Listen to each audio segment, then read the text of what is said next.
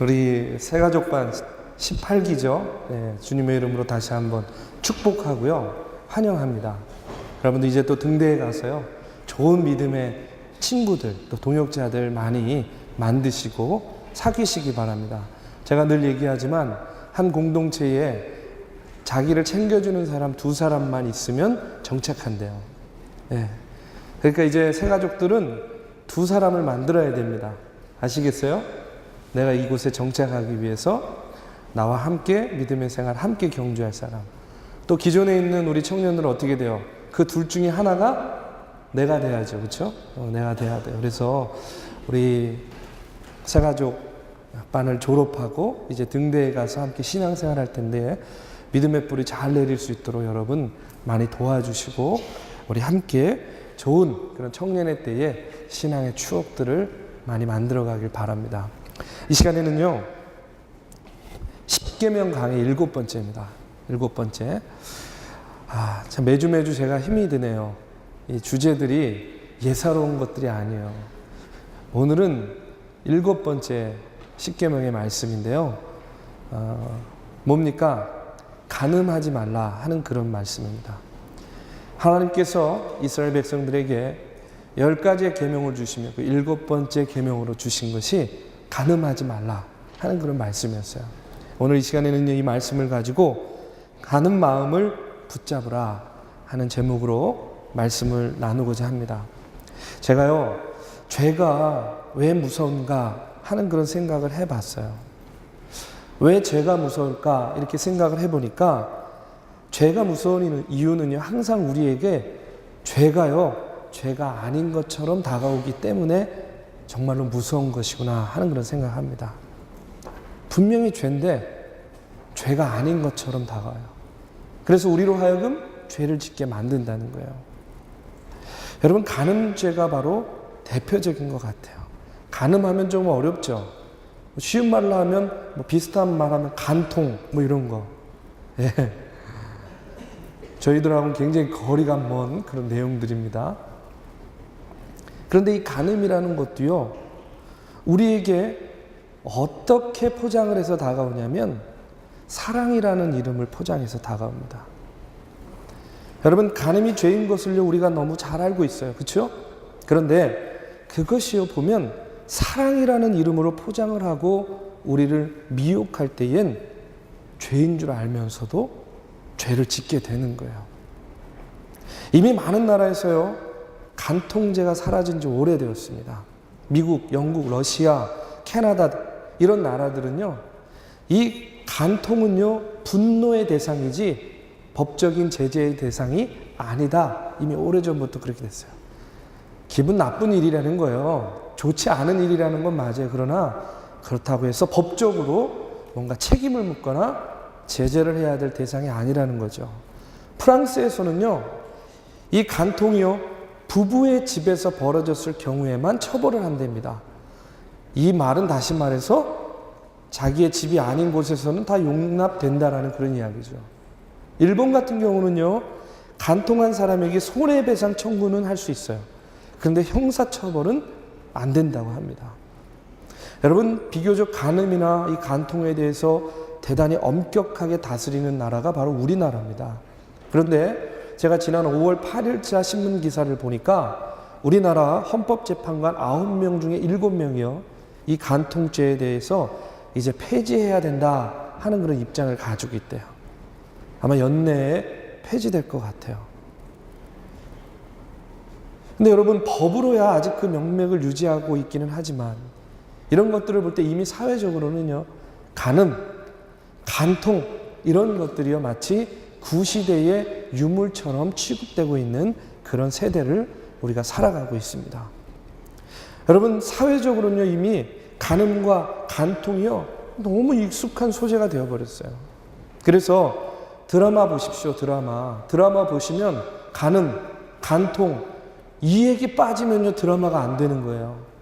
막장 드라마 하면서도요 보면요 어떻습니까? 아무리 그런 오명을 써도 이런 소재, 이런 주제들을요 앞다투어서 어떻게 해요? 보여주고 그런 내용들을 만들고 있어요. 이런 사회 분위기 속에서 많은 사람들이요, 과연 간음이 죄인가 하는 그런 문제를 가지고요, 철학적으로 또 신학적으로 윤리적으로 막 갑론을박하면서 이것이 정말로 죄인가 하는 것을 같이 따지고 논쟁하고 있는 것도 사실이에요. 그런데 성경은요, 아주 단호하고도 간결하고 명확하게 이야기합니다. 뭐라고 이야기하냐면 간음하지 말라는 거예요. 간음하지 말라 하고 아주 간결하고 명확하게 얘기하고 있다는 거예요. 여러분, 이런 이야기를 하면요, 어떤 사람은요, 아유 목사님, 과거에는 이 간음이요 큰 죄였을지 모르지만 요즘 이런 현대사회에서는 간음이 죄가 아니에요, 더 이상 그런 큰 죄가 아니에요 라고 이렇게 이야기할 수 있을 것 같아요. 그런데 우리가 분명히 알아야 할 것이 있어요. 여러분요, 사람은요 예나 지금이나 사람입니다. 하나님도요 마찬가지입니다. 영원히 같은 한 분 하나님이신 거예요. 출애굽 당시 이스라엘 백성들에게 십계명을 주신 하나님이요, 시대가 변했다고 변하십니까? 다른 하나님이십니까? 아니라는 거죠. 그 하나님이요 지금의 하나님인 거예요. 지금의 하나님이 이제 수십 년, 수백 년이 지난 다음에도 여전히 똑같은 하나님이라는 거죠. 바로 그 하나님께서 오늘을 사는 우리들에게, 이스라엘 백성들에게 간음은 죄다, 간음하지 말라 하고 이렇게 말씀하셨듯이요, 사회가 아무리 변하고 철학이, 윤리가, 그리고 사람들이 뭐라고 이야기하든지 상관없이요, 성경은 분명하고 단호한 어조로 간음은 죄다라고 이렇게 이야기를 하고 있는 겁니다. 천지를 창조하시고 인간을 창조하시고 만유의 주이신 하나님께서 간음은 죄다라고 이렇게 선언하셨다면 여러분, 간음은 죄인 거예요.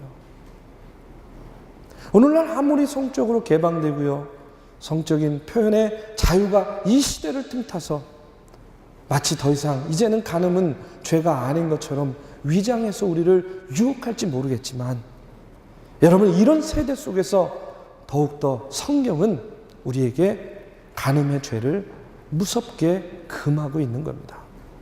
그런데 이 시간 먼저 우리가 오해하지 말아야 될 것이 있어요. 여러분, 우리가 성관계를 하는 것 혹은 성욕을 느끼는 것, 이것 자체가 부정한 것은 아닙니다. 왜냐하면 하나님께서는 인간을 창조하실 때에 성을요 좋은 것으로 창조하셨어요. 그렇기 때문에 성관계 또한 하나님께서 남자와 여자의 결합을 완성하는 의미로 우리에게 허락하신 겁니다. 그리고 생육하고 번성하라 하는 그런 명령 주셨잖아요. 그런 하나님의 명령의 산물인 거예요. 그렇기 때문에 성은요 부정한 것이 아니라 아름다운 거예요. 그렇다면 오늘 간음하지 말라고 하신 하나님의 이 명령의 깊은 뜻은 무엇이겠습니까? 그것은요, 이 간음하지 말라 하는 이 명령을 통해서 우리가 성욕을 표출할 수 있는 범위를 하나님께서 정해 주신 겁니다. 다시 말해서 우리가 우리의 성욕을 표출할 때에 하나님이 허락하신 범위 안에서만 표출해야 된다는 거예요. 여러분, 하나님께서 우리에게 허락하신 범위는 어떤 범위겠습니까? 그것은요 바로 부부관계를 말하는 거예요. 하나님께서 우리에게 성을 아름다운 것으로 허락하시고요, 그것을 표출할 수 있는 범위를 주셨어요. 그것은 뭐냐면 부부관계예요. 이 간음하지 말라는 명령은요, 육체적으로는 남편이나 아내가 아닌 다른 사람과 성관계를 맺지 말라는 명령이에요. 동시에 정신적으로는 뭐냐면 남편이나 아내가 아닌 다른 사람에 대해서 음욕을 품지 말라는 그런 명령인 겁니다. 왜냐하면요, 그것은요 사랑하는 사람에 대한 배신이잖아요. 전 배신이 제일 싫어요.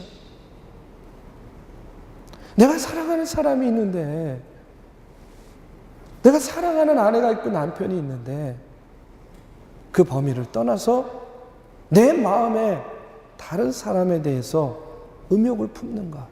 여러분 이것은요 사랑하는 사람에 대한 배신 아닙니까? 여러분 한번 생각해 보세요. 부부 얘기하니까 별로 마음에 안 와닿죠. 예, 근데 여러분이 사랑하는 여기 여자가 많으니까 남자친구가 있다고 한번 생각해 보십시오. 처음에는요 너무너무 잘했는데 시간이 점점 갈수록 나한테 소홀해지는 거예요. 그런데 주변에 어떤 다른 아주 예쁘고 아리따운 그런 여자가 있어요. 막 호감 어린 눈빛을 보이고요. 막 호의를 베푸는 거예요. 마치 예전에 내 마음을 얻으려고 할 때 나에게 보여줬던 것 같은. 근데 여자는요 금방 압니다. 뭘 아냐면 남자의 마음이요 변했는지 안 변했는지 금방 알아요. 남자들 잘 들어야 돼요. 예? 여자는요 촉이 발달해 있습니다. 촉이. 여러분 촉이 뭔지 아세요? 그래가지고 근데 남자들이 이걸 잘 몰라. 여자는 촉이 발달해 있어요. 남자들은요 단순해요. 그래서 내가 겉으로만 드러나지 않으면 잘 모를 거다 이렇게 생각할지 모르는데 제 생각이에요. 이건 제 생각입니다. 하나님 다음으로 남자의 마음속을 제일 잘 읽는 것이 여자입니다.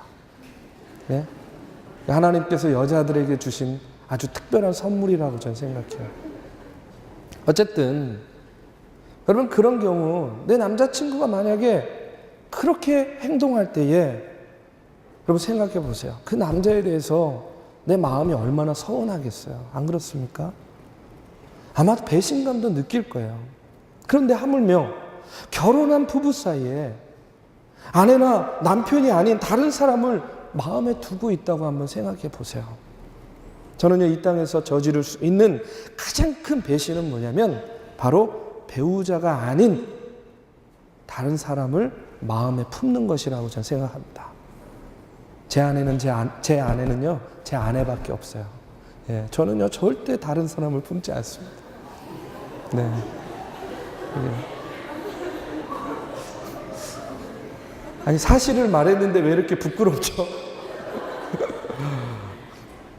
여러분 간음하지 말라 하는 이 하나님의 명령은요 그렇기 때문에 이 땅에 살면서요 사랑의 1순위 아니 사랑의 0순위인 아내나 남편을 배신하지 말라 하는 그런 말씀인 겁니다. 이처럼 하나님께서는 우리에게 아름다운 성을 허락하시고 그 범위를 간음하지 말라 하는 이런 명령을 통해서 우리에게 정해 주신 겁니다. 그 범위는 어디라고요? 부부예요, 부부. 그런데 오늘을 사는 우리들에게 이와 같은 간음죄는요, 어떻게 찾아오겠습니까? 결혼도 안 했는데, 내가 결혼한 후라면 모를까, 지금 저와 간음은 거리가 좀 먼 것 같아요. 지난번에 살인하지 말라도 그랬죠? 좀 거리가 먼 것 같아요. 이렇게 생각할 수도 있을 거예요. 그런데 여러분 마태복음 5장 27절에서 28절의 말씀에 보면 이런 말씀이 나옵니다. 우리 같이 한번 봉독하겠습니다. 마태복음 5장 27절에서 28절입니다. 자, 시작. 또 간음하지 말라 하였다는 것을 너희가 들었으나 나는 너희에게 이르노니 음욕을 품고 여자를 보는 자마다 마음에 이미 간음하였느니라. 뭐라고요? 간음하지 말라 하였다는 것을 너희가 들었으나 내가 너희에게 이른다는 거예요. 뭐냐? 음욕을 품고 여자를 보는 자마다 마음에 이미 간음하였느니라. 지금 찔리는 남자들 많이 있을 것 같은데 여러분 이게 문자적으로만 보면 남자들에게 대단히 불리한 그런 말씀이죠. 근데 여러분 생각해 보십시오. 어디 음욕을 남자만 품는 겁니까? 아니죠. 여자도 품습니다. 누구나 다 이런 마음을 갖게 되어 있는 거예요. 그렇다면 이 말씀이 주는 교훈이 무엇이겠냐는 거예요. 이 간음죄라는 것은, 이 간음이라는 것은 실행으로 옮기기 이전에 이미 어디에서부터 시작된다는 거예요? 마음에서부터 시작된다는 거예요. 내 마음에서부터 시작되는 범죄가 바로 간음죄라는 겁니다. 우리는 흔히 죄다, 아니다를 규정할 때 어떻게 규정을 합니까? 내가 이미 행동으로 옮겨져서 나타난 죄만을 우리가 죄라고 이야기하죠. 사람을 죽였다든지, 우리가 물건을 훔쳤다든지, 혹은 간음도요 실제로 그와 같은 일을 저질렀을 때의 간음이라고 이야기합니다. 그런데 사람을 죽이고 싶은 마음이 있었지만 그걸 행동으로 옮기지 않았어요. 남의 물건이 탐이 났지만 그냥 내가 마음속으로만 탐을 냈어요. 음욕도 마찬가지예요. 내가 그저 마음속으로만 그렇게 생각하고 실행에 옮기지 않으면 그것은 죄가 아니라고 생각하는 거예요. 그럴 수밖에 없지 않습니까? 우리 인간은요, 드러나는 죄만을 가지고 판단할 수밖에 없기 때문에 그래요. 그런데 여러분, 우리 하나님이 어떤 분이십니까?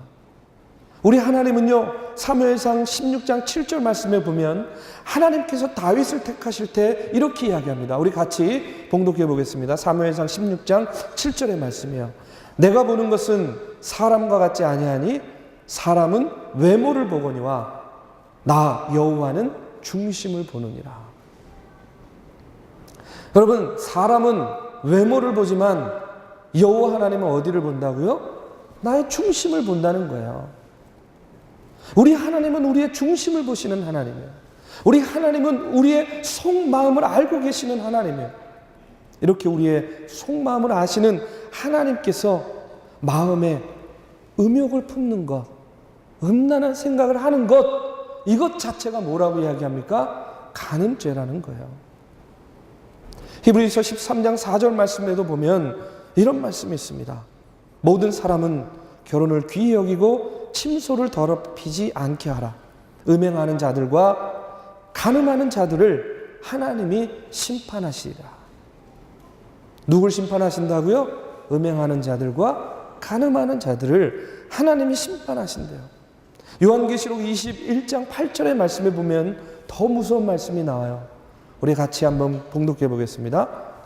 되나요?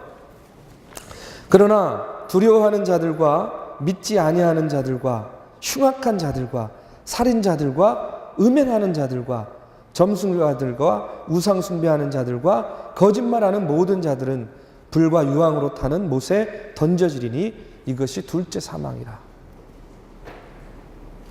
여러분, 하나님을 믿지 않는 자, 흉악한 자, 살인자들과 더불어서 음행하는 자들은요, 불과 유황으로 타는 못에 던져질 뿐만 아니라 어떻게 한다고요?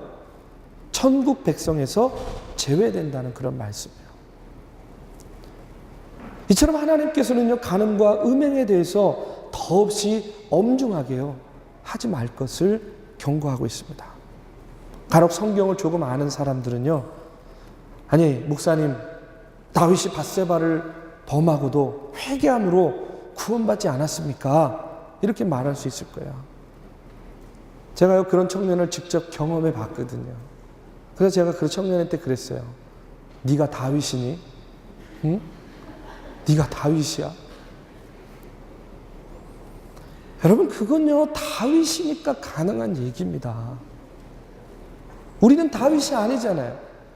우리는 다윗이 다윗처럼 될 수가 없는 사람들이에요. 그런데 성경에 보면 더 알아야 될 것이 있어요. 다윗은요, 회개하여서 구원을 받긴 했지만 시편 51편에 보면요, 내 죄가 항상 내 앞에 있나이다 고백하면서 죽을 때까지 그 죄 때문에 괴로워하고 있음을 보게 돼요. 그래서 제가 여러분에게 권면하고 싶어요. 여러분, 귀양 본받을 거면 다른 다윗의 모습을 본받으십시오. 여러분, 다윗과 밧세바의 이야기는요, 로맨틱한 러브 스토리가 절대 아닙니다. 청년의 때에, 여러분 혈기 방자할 때에, 성적으로도 가장 호기심과 발산의 욕구가 강할 때에, 하지만 여러분, 그렇다고 해서요, 아니 내가 드러나지 않는다고 해서요, 마음속에서부터라도 여러분이 음욕을 품는다면 그것은 어떤 죄라고요? 간음죄에 해당하는 것임을 여러분이 기억하시기 바랍니다. 간음은요, 모든 개인과 그들의 마음 그리고 육체를 포함해서 우리의 마음 속에서부터 시작되는 것임을 여러분 기억하시기 바라요. 하나님은 생각만으로 범하는 간음도 매우 강하게 힐책하고 계시는 그런 것을 우리가 말씀을 통해서 알 수 있는 거예요. 왜냐, 앞서도 말씀을 드렸지만 마음으로 범하는 간음은요, 배반을 동반하기 때문에 그렇습니다. 마음속으로부터 느끼는 음욕과 간음에 대한 유혹은요, 여러분이 생각했던 그런 상대에 대한 약속을 깨트리는 것이고요, 서로에게 거짓말이라는 장벽을 쌓게 됩니다. 그리고 그 결과는요, 서로에게 깊은 고통을 안겨주는 거예요. 그렇기 때문에 음욕의 시작점, 간음의 시작점인 마음을 붙잡아야 되는 거예요. 마음이요, 자꾸 그것으로 향할 때 우리의 마음의 중심을 보시는 하나님을 의식하고요, 내가 내 마음을 붙잡을 때에 우리는 간음죄를 짓지 않을 수 있는 겁니다. 그렇다면요, 하나님께서 이처럼 우리에게 강력하게 명령을 통해서 육체적으로나 영적으로 우리가 순결하기를 원하시는 그런 이유가 무엇이겠습니까? 그 이유는요, 우리가 신체적으로나 감정적으로나 영적으로나 하나님이 우리에게 원하시는 모습이 있어요. 그게 뭐냐면 바로 하나님 앞에서 거룩하고 온전한 사람들이 되기를 원하기 때문에 그렇습니다. 데살로니가 4장 3절에서 8절의 말씀에 보면 이런 말씀이 나와 있습니다. 우리 같이 한번 봉독하겠습니다. 데살로니가 4장 3절에서 8절의 말씀입니다. 자, 시작. 하나님의 뜻은 이것이니 너희의 거룩함이라 곧 음란을 버리고 각각 거룩함과 존귀함으로 자기의 안에 대할 줄을 알고 하나님을 모르는 이방인과 같이 세욕을 따르지 말고 이 일에 분수를 넘어서 형제를 해하지 말라. 이는 우리가 너희에게 미리 말하고 증언한 것과 같이 이 모든 일에 주께서 신원하여 주심이라. 하나님이 우리를 부르심은 부정하게 하심이 아니요 거룩하게 하심이니 그러므로 저버리는 자는 사람을 저버림이 아니요 너희에게 그의 성령을 주신 하나님을 저버림이니라. 여러분, 하나님께서 이 땅의 수많은 사람 중에서 저와 여러분을 택해서 당신을 삼아주신 이유가 무엇이라고 이야기합니까? 그것은 바로요, 하나님께서 저와 여러분이 이 세대를 본받아 음욕과 타락함으로 사는 것이 아니라 거룩함과 존귀함으로 이 땅에 하나님의 나라를 세우기 위함이다 라고 이렇게 이야기합니다. 그것을 위해서 저와 여러분에게 각자의 삶에서요 사명을 주시고 소명을 주신 거예요. 그런데 우리가 하나님의 부르심에 합당하지 못하게 성적으로 타락해서 자신을 파괴하고 타인의 삶도 파괴한다고 한다면요, 그 죄가 얼마나 크고 중하겠냐는 거예요. 베드로전서 2장 9절 말씀에 보면 하나님께서는요 우리에 대해서 이렇게 이야기하고 있습니다. 우리 같이 베드로전서 2장 9절의 말씀 한번 읽어보겠습니다. 자, 시작. 그러나 너희는 택하신 족속이요 왕같은 제사장들이요 거룩한 나라요 그의 소유가 된 백성이니 이는 너희를 어두운 데서 불러내어 그의 기이한 빛에 들어가게 하신 이의 아름다운 덕을 선포하게 하려 하십니다. 하나님이 우리들에 대해서 뭐라고 이야기하고 계십니까? 너희는 택하신 족속이요 왕같은 제사장이요 거룩한 나라요 그의 소유가 된 백성이라고 이야기합니다. 하나님이 우리에게 원하시는 것은 우리가 바로 이와 같은 자존감을 가지고요 당신의 존귀함과 거룩함으로 이 땅에서 살아가기를 원하고 계신다는 거예요.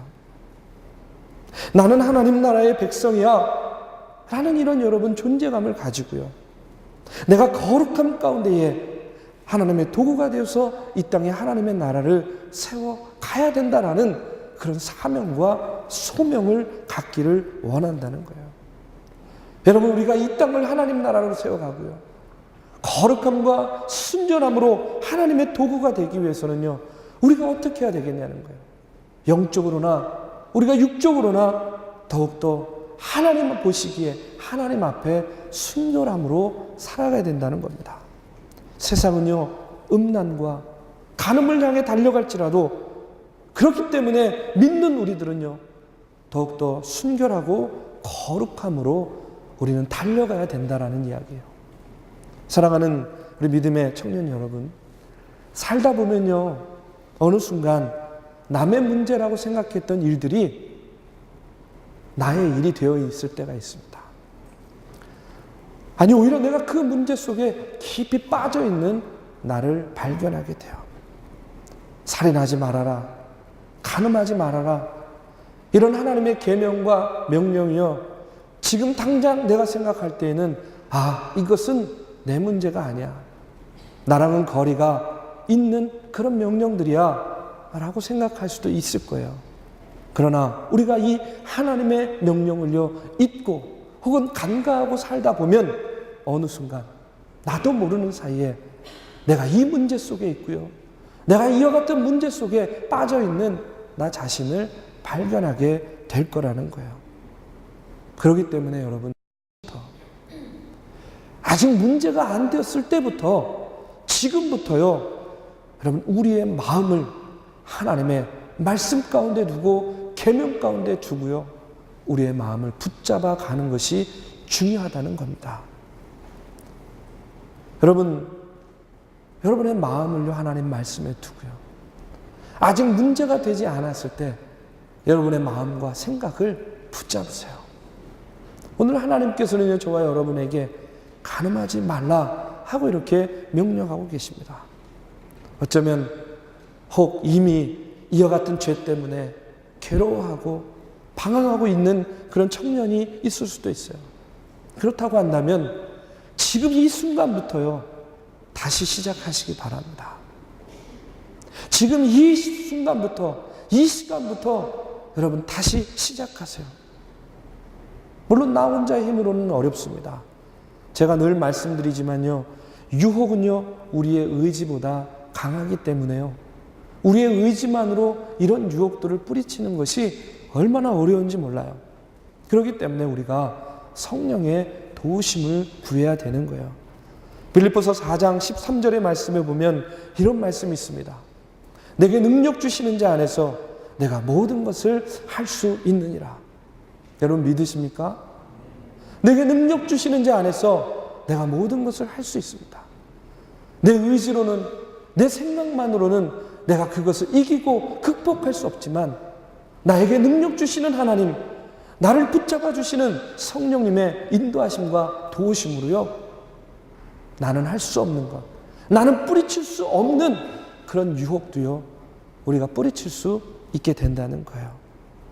유혹에 저항하시고요, 특별히요 이와 같은 유혹들 가운데에 내가 정 어려우면 여러분 성경의 요셉과 같이요 피하십시오. 도망가세요. 그 자리를 빨리 뜨세요. 그게 정답입니다. 그리고 매일매일 성령님의 힘으로 올바른 길로 나아갈 수 있도록 하나님께 도움을 청하시기 바랍니다. 하나님, 나의 인생을 지배해 주십시오. 여러분 이렇게 요청하세요. 그러면 하나님께서 그와 같은 여러분의 요청 가운데에 속히 즉각적으로 응답해 주실 것입니다. 세상은요 우리의 마음을 자꾸 죄짓도로 끌고 갑니다. 제가 앞서도 말씀을 드렸지만 죄가 무서운 이유가 뭐라고요? 죄가 아닌 것처럼 죄짓게 만드는 거예요. 바로 이 간음죄가 무서운 이유가 바로 그와 같은 이유입니다. 사랑이라는 이유 때문에, 사랑이라는 이유로 이런 간음도 아름답게 미화시키는 것이요 오늘날의 현실 아닙니까? 우리의 마음 가운데에 음란한 생각을 품고 음욕을 품는 것도 아유 청년의 때에 혈기가 방자하니까 라는 여러 가지 이유들로요 그냥 아무것도 아닌 것처럼 넘어갈 때가 얼마나 많이 있어요. 사단은요 우리의 마음을 유혹하고 미혹해서 음욕을요 건강함으로, 간음을 사랑으로 미화시키고요 자꾸 우리를 그런 곳으로 끌고 가려고 합니다. 그럴 때 나도 모르게 그곳으로 향하는 나의 마음을 여러분 붙잡으시길 바랍니다. 아직 시작하지 않았을 때에, 청년의 때에 이 간음하지 말라 하는 이 말씀을 여러분 꼭 붙잡고요 마음속에 새기고요 여러분의 인생의 길 가운데에 이런 일들로 인하여 어려움을 당하지 않는 그런 저와 여러분이 되기를 주님의 이름으로 축원합니다.